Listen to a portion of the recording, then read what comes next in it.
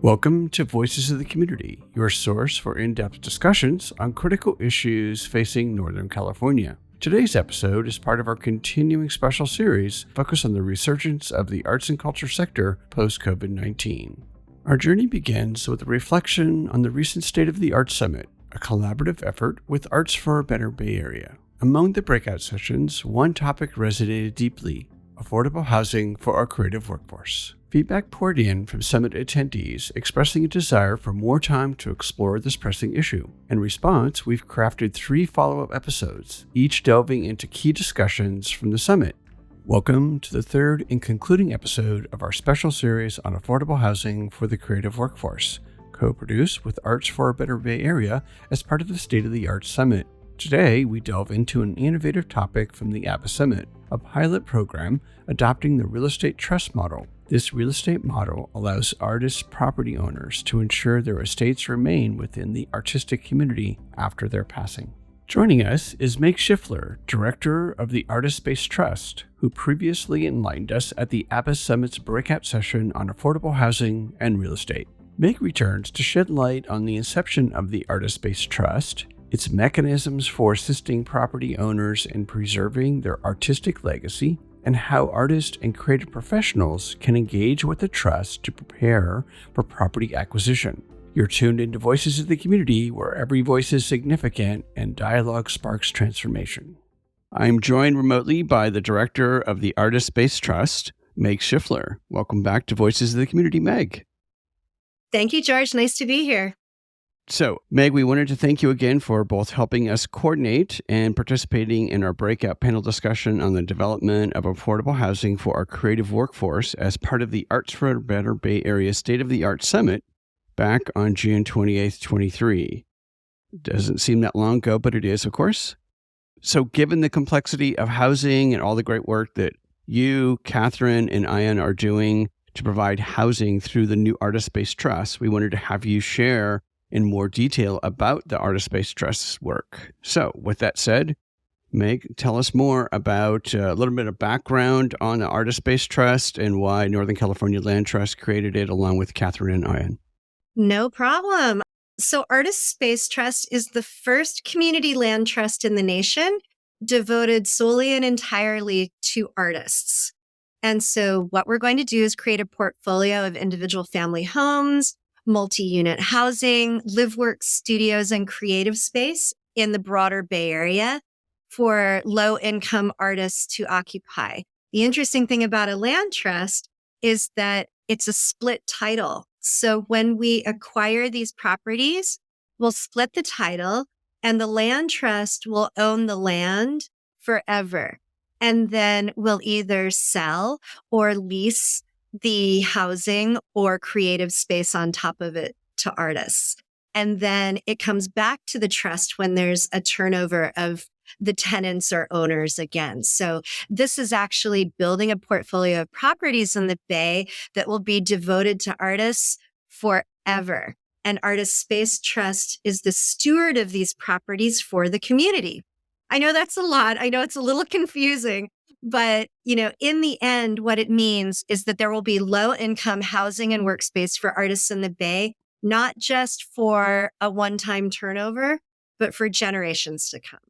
Right. So for folks listening, a trust works in that the land is separated from the building so that the artist who's buying the building is essentially buying the building or a ground lease, if you will, of the building, and the trust owns the land. So by separating the two, you've lowered the cost for purchase, for example.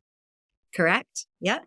So if I'm a homeowner or a property owner, building owner, et cetera, how do I get engaged in working with the Artist-Based Trust?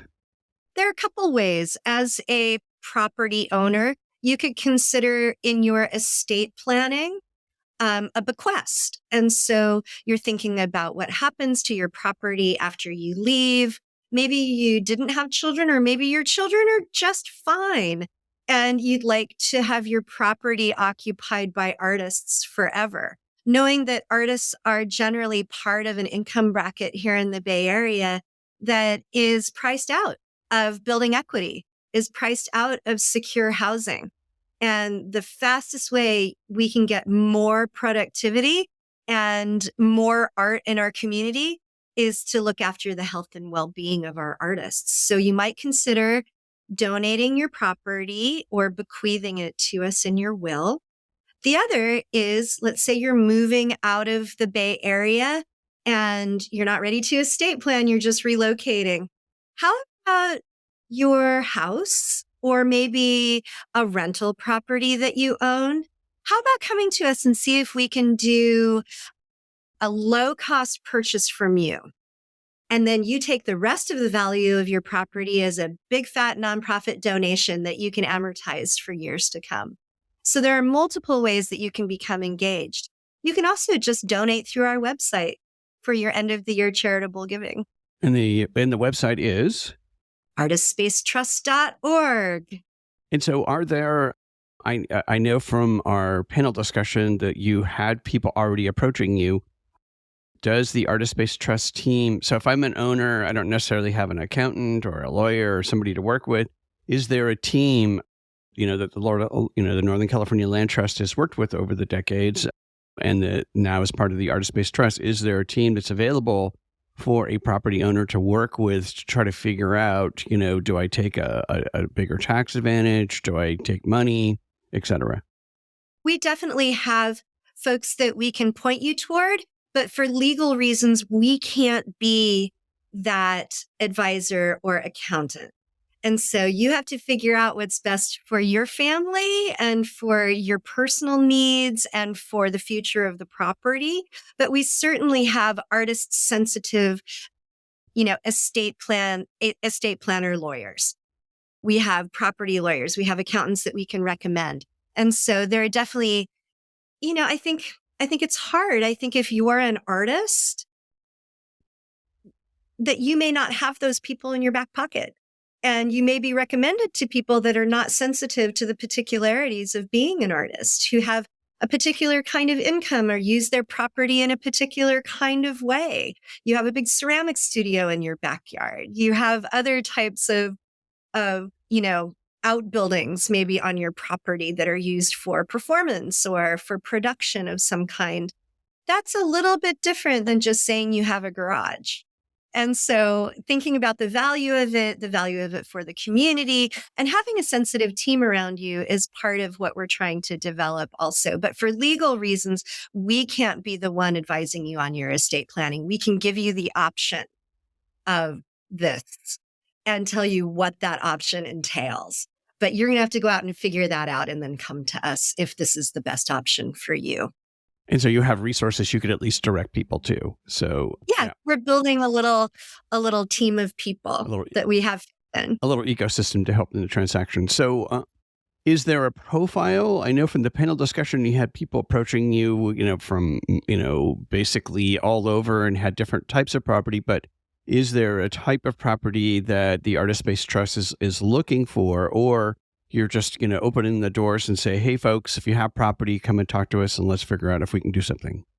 Yeah, that's a really good question. We're a pilot project and we're being incubated by both Northern California Land Trust, which is the oldest and most prominent land trust in California. And the particular person that I'm working with at Northern California Land Trust is Ian Winters, who's a community land trust expert and also a working artist.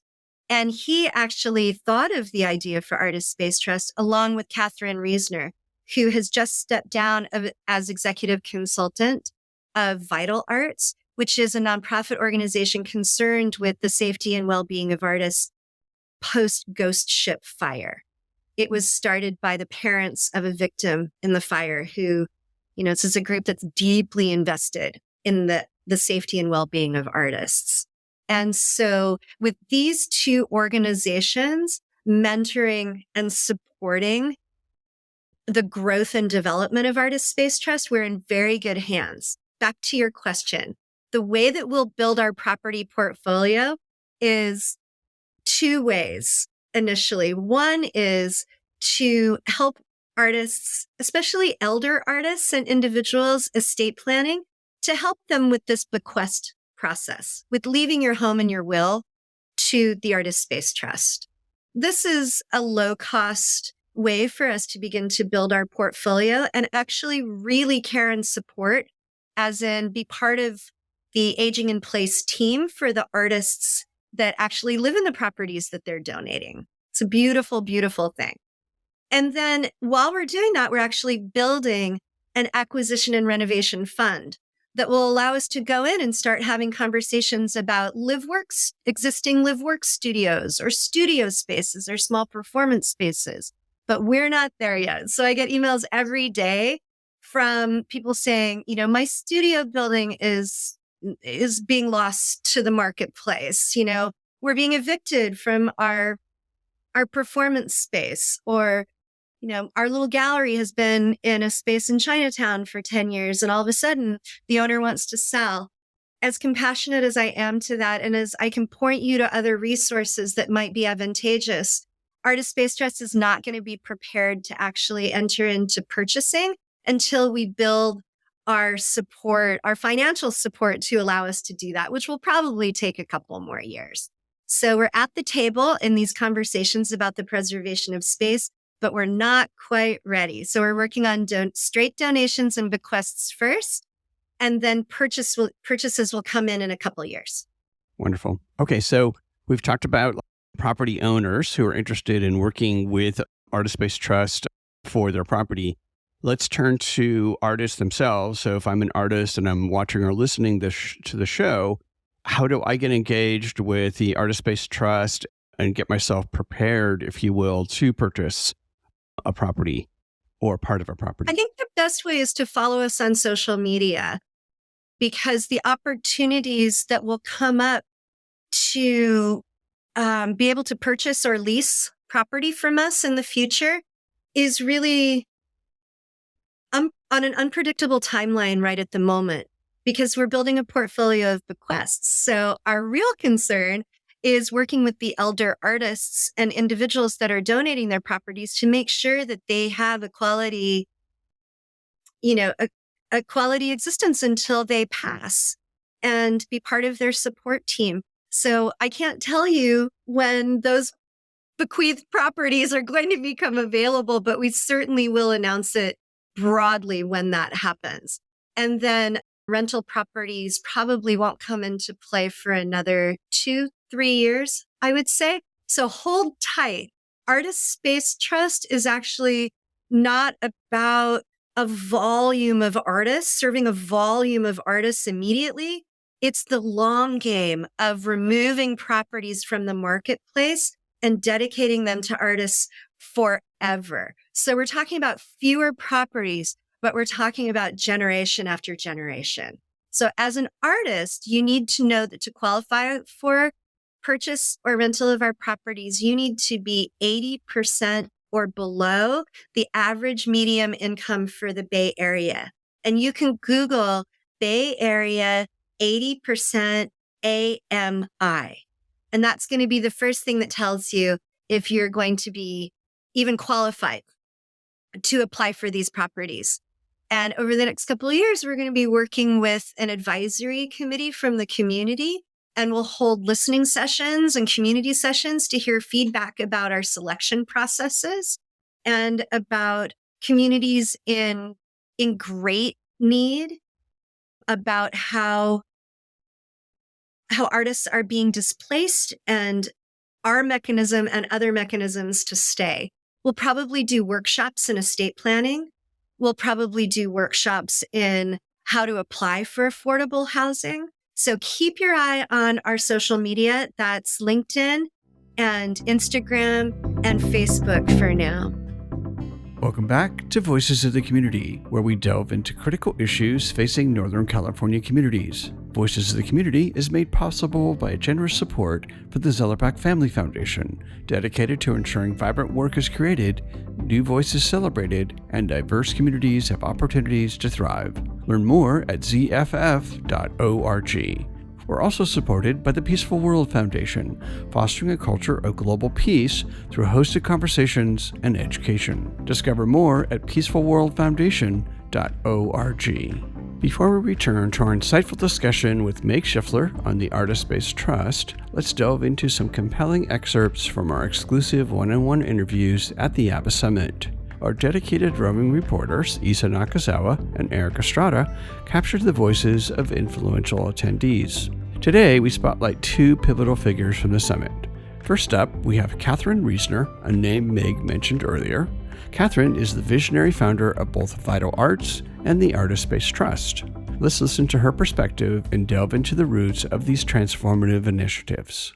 Hi, this is Isa Nakazawa with Voices of the Community, and we're here at the Arts for a Better Bay Area Art Summit 2023.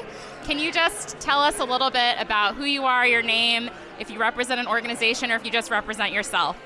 Okay. My name is Katheryn Reisner. I'm the executive consultant for Vital Arts. Vital Arts was founded to honor the victims of the ghost ship fire by working to ensure safe, affordable spaces for artists to live, work, and perform.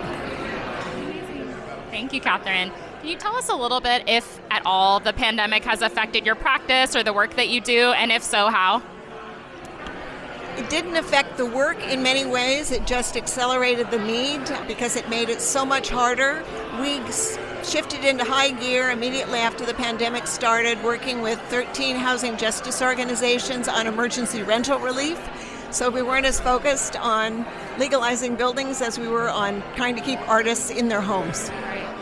Great answer. I think that even if it doesn't affect the actual practice, the conditions change. So, and then what's something that you're excited for today? Like, what are you looking forward to? I know that a lot of people we've been talking to have said this is the first time we're gathering in a long time. So I'm just curious to hear what everyone's looking forward to. So I'm looking forward to gathering, seeing a lot of folks I haven't seen in a long time, of course, I think as we all are. I'm also interested and excited about introducing a new project that we've just launched, the Artist Space Trust, to this community, and to sharing more information about artist housing and options that are going on that people may not be aware of. Amazing. And how can people stay in touch with the work that you do? www.vitalarts.org. Amazing. Thanks, Katheryn. Have a great time today. Continuing our journey through the voices of the ABBA Summit, we next feature an influential poet who graced the opening ceremonies, Chu Yu. Not only is Chu Yu a co-founder of the Two Languages, One Community project, but she is also an award-winning author. Let's delve into her contributions and insights capturing the essence of creativity and collaboration that defined the summit. Hi, this is Isa Nakazawa with Voices for the Community, and we're here at Arts for a Better Bay Area Summit 2023. Thank you so much for talking to us, and congratulations on earlier. You did such a wonderful job opening us up. Can you tell us a little bit about yourself and say your name for folks who don't know you, and how did you get involved today?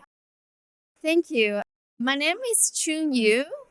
I am a first-generation immigrant. I crossed the ocean from China to here as a scientist, but I am staying as a poet. I love that. What is the power of poetry to you? And a lot of the ways that you were speaking earlier, like about the map, but also about the necessary solidarity between and among our communities. Like, how does poetry provide kind of the connective tissue for solidarity? Yeah, poetry has very special power because that's how humans communicate for thousands of years, right? When we only had the oral history. So then, because we could not write hundreds of pages or thousands of pages of words, we use very distilled languages, and they were poetry. And in every culture, I think spoken words poetry holds very special power, and it's the same during our time. And as I said in my presentation, my program with Michael Wall, who is a fantastic poet, we've started collaborating since 2015. And it's just writers see the need for connection between two communities, which for two of us is African American and Chinese American communities. And we often live next to each other, but we both as writers and poets feel there are many opportunities for us to build more connections between the two cultures. And so for me, and as somebody who actually came from a different country and coming to this entirely different culture, it is really a fascinating experience, but also at times a deep, deep struggle, a profound struggle. So what I have come to the conclusion is if I just reach towards that universal love and the universal experience and the feelings we all have, and we can connect in a profound level, and if we can manage to do that. And that's my experience of writing and sharing my poem, The Map. And now my last publisher, Ariane Press, even have a web page built for all readers from around the world who want to send their recordings of the map in English or Chinese and to be posted permanently by the website. It has been an amazing experience, and totally by one poem in two languages so vastly different from each other, it really showed the power of how poetry can unite people. And I think that the universal love that you're speaking about really emerges from the particularity of our experience. So in you grounding your poetry and your work in like the granularity of your experience, it allows all of us to connect to it. So thank you for that. And I'm really curious about what you would say the connection and through line is between science and poetry, because we're here talking about how artists are world builders and builders of our city, but I also see a lot of the connection between art and science. Do you feel that connection in your work? I absolutely feel that. Actually, I was just interviewed by this magazine called Indelible, and they have an issue called Science and Sensibility. I was a featured scientist and an artist. So what I am saying in that interview is art at its best is scientific. And science at its best is artistic or poetic. I truly believe in that. I mean, things are not really separated from each other, especially at the best of every field we're working in. And we are all just so very much connected. I think it's so important that one of the things that I'm taking away from today is that sometimes specific categories are useful, but sometimes they're divisive, and sometimes they distract us from the deeper truths that connect us. So I really appreciate that link. My last question is, what's one thing that you were really moved by that you heard today that maybe surprised you? I'm really deep moved today after such a difficult pandemic, like the biggest pandemic over the past century maybe, and people in the city and all around the world really had gone through a very difficult time. To see our city after coming through that, coming together, all the communities coming together the way we are coming together now is really, it really gives me a lot of hope. And it's really heartwarming. And I feel we are finding that map of love. And with that map of love, we shall proceed and we shall prevail. Thank you so much. And how can people stay connected with your work? My website is chunyu.org, and our two-language one community project has a website too. It's simply called twolanguagesoneCommunity.com. Thank you so much for talking to us, and we wish you all the luck.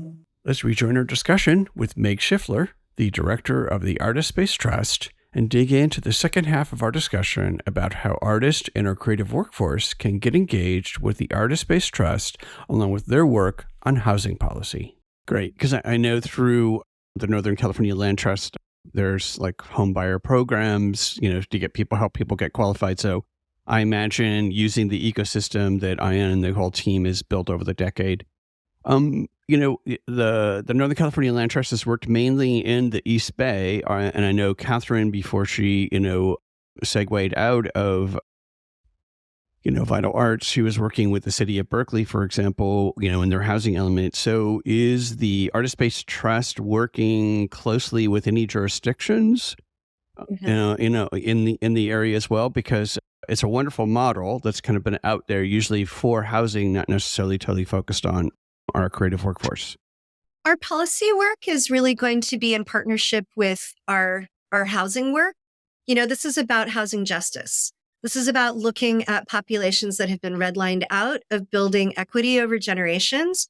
This is about the preservation of communities, cultural and racial communities that become smaller and smaller because of the lack of affordability in the Bay Area. And so working along with governments around policies is really important. That said, we don't have plans right now to take funding from government sources.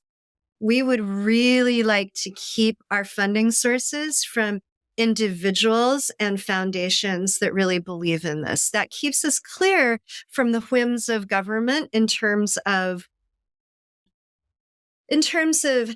any given shifting prioritization of arts and non-arts funding, or centering artists in urban planning and community building. So we'll be working at policy level for sure, but not looking to governments for funding right off the bat. Maybe in the future, but it's not how we're building our our funds to be able to execute what we want to execute. So we are looking at properties in Marin, in San Francisco, in Oakland, Berkeley, Richmond. And, someone said, oh, I have a property in Berkeley, but I also have one in Inverness, and they come as a package deal. We're like, oh, well, that's interesting. So I think it's sort of going to come from the potential donors to also help us define, where we're in and where we're out. And also our advisory council will be key, because community land trusts, it's not our property. We're stewarding it for the community. And so listening to community and following community feedback through our arts council and community meetings are going to be really important to us. And so if I was also listening to this and I wanted to volunteer to be on the advisory, because I know through our panel discussion, there was a question from our audience member about the diversity of folks that were going to be on the advisory committee, artists of color, artists from LGBTQ communities, et cetera. So how would I reach out and get engaged if I was interested? That's interesting. I think go to our website. All of our advisory council is listed there. It's growing. It's growing very, very slowly. There's a whole matrix. We want cultural communities represented. We want geographic communities represented.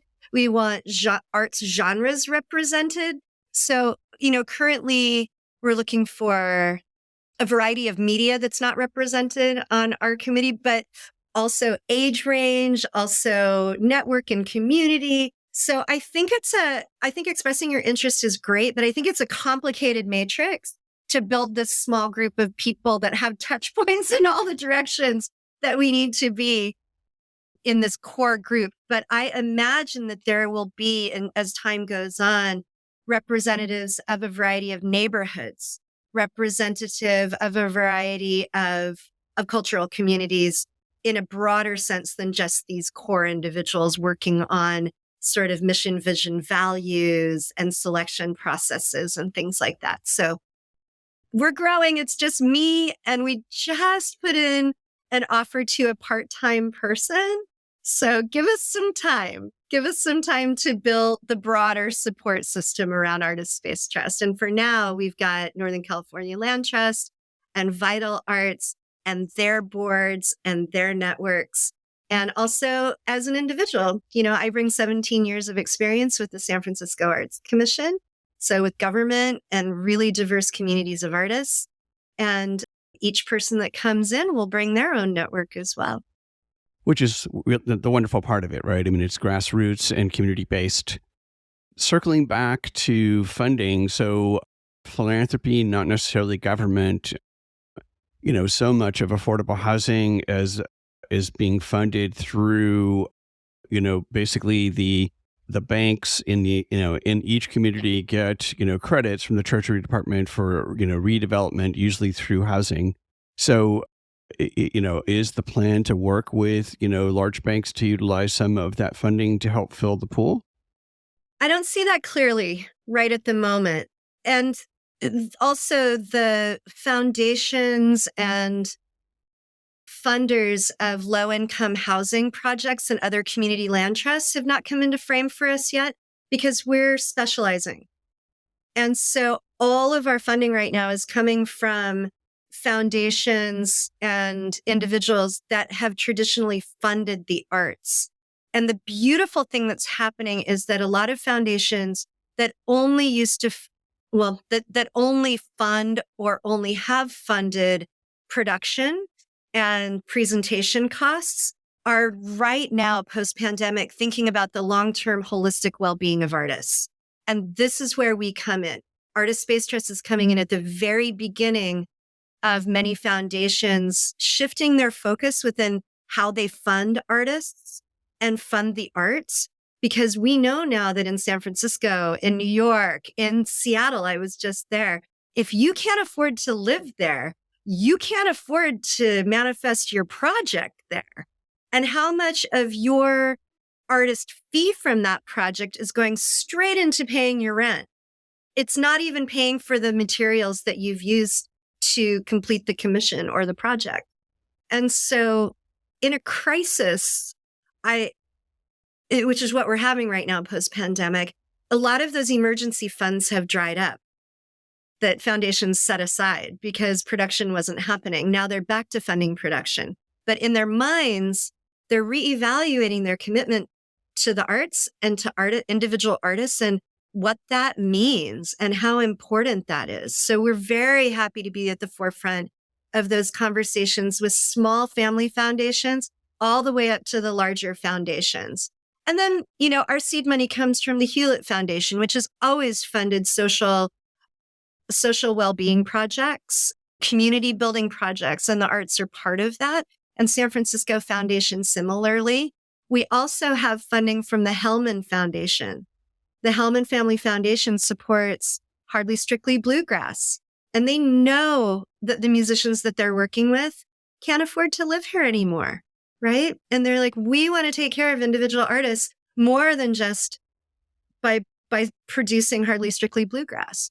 And so their funds to us are incredibly intentional regarding the well-being of the music community that they serve. Nice. People actually putting money where their beliefs are. What a concept. Yeah. So Meg, is there anything that I haven't asked you about, what you and the Artist Space Trust and your team are doing that you'd like to share?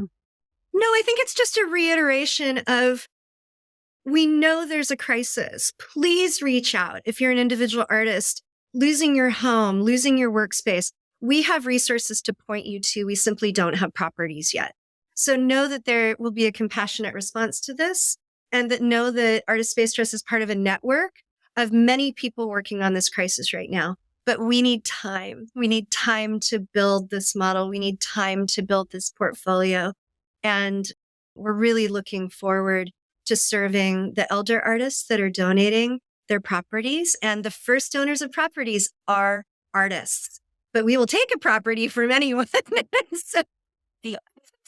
And then serving long-term, artists stabilized housing and creative workspace. And we just need time, but we know it's a crisis right now. Well, wonderful. So I want to thank Meg for sharing her team's work to support our arts and culture sector. We'll make sure that our viewers and listeners have your contact information, your website, and social media so they can get engaged and support all of your work to support our artists and to recover from the COVID-19 pandemic on both the state and local level. Thanks for being on Voices of the Community, Meg. Thank you very much. And I look forward to coming back and reporting on all of our successes in the future and how we have served to help stem the displacement of artists from the Bay. That would be wonderful. It's great that you guys are working on it. It's obviously a huge issue on so many fronts. So that's why we wanted to get you back on the show. Thank you, George. That concludes this episode of Voices of the Community. Today, we featured the insights of Meg Shiffler, the director of the Artist Space Trust, Katheryn Reisner, executive consultant for Vital Arts, and Chu Yu, acclaimed author and co-founder of the Two Languages, One Community project. To discover more about our guests and their impactful work, including programs, services, volunteer opportunities, and donation options, visit voicesofthecommunity.com. Navigate to the Arts and Culture Series page and locate Episode 10. For additional insights on housing, revisit Episode 4 of the Arts and Culture Series to hear Meg and Katheryn discuss affordable housing for the creative workforce. You can explore the initiatives of Vital Arts and the Northern California Land Trust in Episode 70 from our special series focusing on the COVID-19 pandemic's impact on our nonprofit sector. And don't miss Chu Yu's captivating poetry in Episode 2 of our Arts and Culture series.